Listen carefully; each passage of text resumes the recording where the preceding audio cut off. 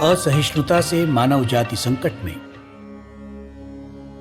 भिन्न भिन्न जीवन प्रणाली तथा उसका अभिमान एक मर्यादा तक ठीक है, यह भी कहा जा सकता है और आवश्यक भी है, परंतु जब यह अभिमान एकांतिक हो जाता है और इससे जब अन्य मानव समूहों को क्षुद्रता की, अवहेलना की दृष्टि से देखने का अवगुण उत्पन्न होता है, तब अपनी ही पद्धति को सर्वश्रेष्ठ मानकर उसे पृथ्वी के सारे मानवों पर थोपने और इस हेतु अन्य राष्ट्रों की चेतना को नष्ट करने, उन पर भौतिक आधिपत्य जमाने की भावना का जन्म होता है।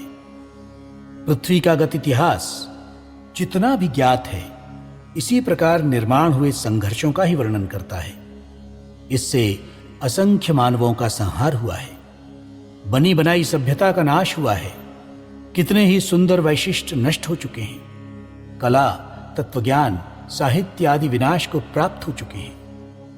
मानव में जैसे स्वार्थ, दुरभिमान, हिंस्रता आदि दुर्गुण हैं, वैसे ही उसमें दिव्यत्व, विशाल अंतःकरण, सर्वव्यापी प्रेम आदि पुनीत भावनाएं भी हैं। समय समय पर मानव को विनाश की ओर ढकेलने वाले अतिरिक्त संकुचित राष्ट्राभिमान के स्थान पर स्थायी बंधुत्व की प्रतिष्ठा करने के श्रेष्ठ भावों के प्रकट होने के प्रसंग भी इतिहास में हैं।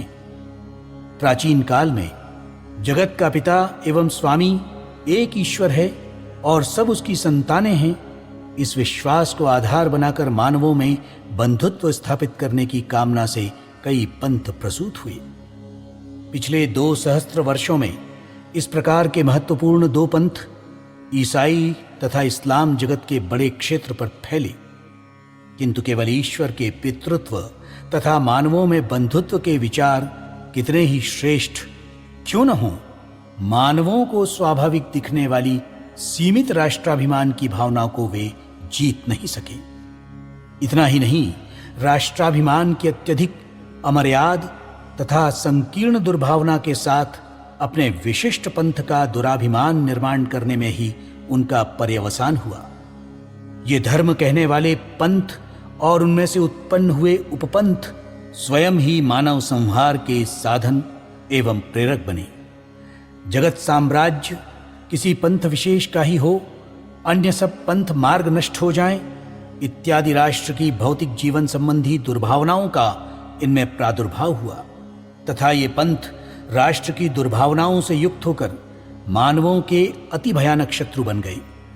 इतिहास के जानकार ये सब जानते हैं। इस प्रकार अतिरेकी राष्ट्रवाद तथा असहिष्णु पंथवाद से पीड़ित मानवता का अपने अंतःकरण की सुप्त प्रेममयी विशालता का स्मरण कर उसकी पुकार सुनने के लिए उस प्रेममयी विशाल बंधुत्वपूर्ण मानव जीवन की चिरंजीवी स्थापना के लिए तड़प उठना स्वाभाविक है एवं मनीषी मानवों के लिए इस प्रकार की विशालता को चिरस्थायी बनाने वाले सुस्थिर आधार की खोज भी स्वाभाविक है।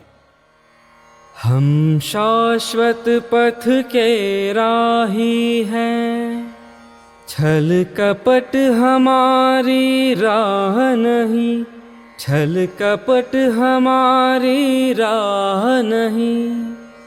लहरों की छाती चीर चले, कुछ संकट सिंधु अथाह नहीं, छल कपट हमारी राह नहीं। हम शाश्वत पथ के राही हैं।